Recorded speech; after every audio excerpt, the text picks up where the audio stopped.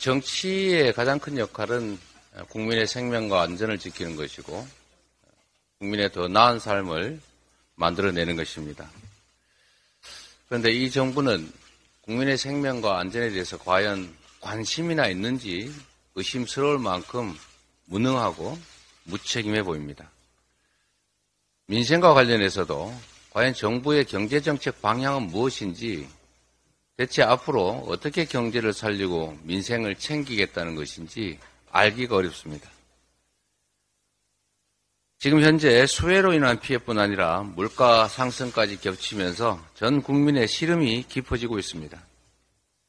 집중호우 때문에 서울 넓이 절반이 넘는 농경지가 물에 잠기고 상추, 애호박 같은 농작물은 하루 만에 60% 가까이 가격이 급등했고 축사 피해로 육류 가격도 비상입니다. 이처럼 국민의 피해가 늘고 있지만 정부는 마치 종교처럼 건전 재정만 되뇌고 있습니다. 주말에 이어서 이번 주까지 전국에 큰 비가 예보되고 있어서 피해를 가늠할 수 없는데도 추경 없이 예비비로 대응하겠다는 입장을 고수하고 있습니다.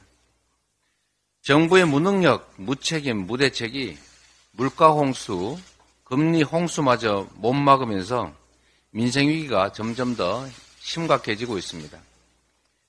최근 여론조사에 의하면 국민의 60.9%가 추경이 필요하다, 이런 의견을 가지고 있습니다. 이는 더 이상 버티기 힘든 민생의 SOS 요구, 구조 요구이자 국민의 절규입니다. 생활고로 인해서 10년 이상 부은 보험을 해지하는 가장이 늘고 있다, 이런 보도까지 있습니다. 10년 만에 해지할 만큼 어렵다, 그런 뜻입니다. 사정이 이런데도 고물가와 고금리로 인한 민생 경제위기, 수해와 폭염으로 인한 어려움 모두를 각자 도생에 맡기는 이 위기 관람 정부를 자처하고 있는 것 같습니다. 정부는 이제라도 국민의 목소리에 귀 기울여야 합니다. 이 악물고 이 삶을 버텨내고 있는 어려운 상태의 국민을 더 이상 외면해서는 안 됩니다. 국민의 안전이 연일 위협받고 또 국민의 불안이 계속 커지고 있습니다. 보이스피싱, 스팸 문자에 노출된 일상도 모자라서 이번에는 정체불명의 소포가 배달됐습니다. 울산의 장애인 복지시설 직원들이 소포를 열자마자 어지럼증과 호흡곤란을 호소하고 또 전국적으로 이런 내용으로 신고된 건수만 2,000건이 넘는다고 합니다. 단 며칠 사이에 이렇게 많은 신고가 접수됐는데 정부는 경찰에 신고하라고만 하고 있습니다.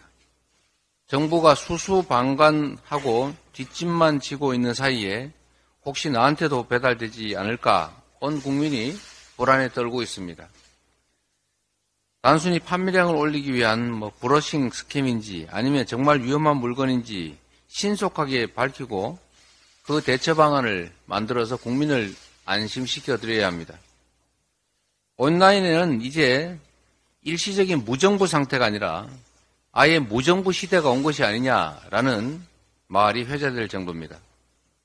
북한 인공위성 발사에 대책 없이 재난 문자만 덜컥 오발송해놓고 서로 책임만 전가하던 이 정부의 무책임한 행태가 반복된 결과입니다. 정보당국은 소포의 정확한 내용물이 뭔지, 어디서 발송한 것인지를 명확히 밝혀내야 합니다. 민주당은 국회 정보위원회를 열어서 정부의 입장과 대책을 따져 묻겠습니다. 정부와 여당은 또다시 남 탓하거나 정쟁화하면서 책임 회피할 생각 말고 정보의 소집과 진상규명에 적극 협조해야 됩니다. 지금 가장 중요한 것은 국민의 불안을 종식시키는 것입니다. 이상입니다.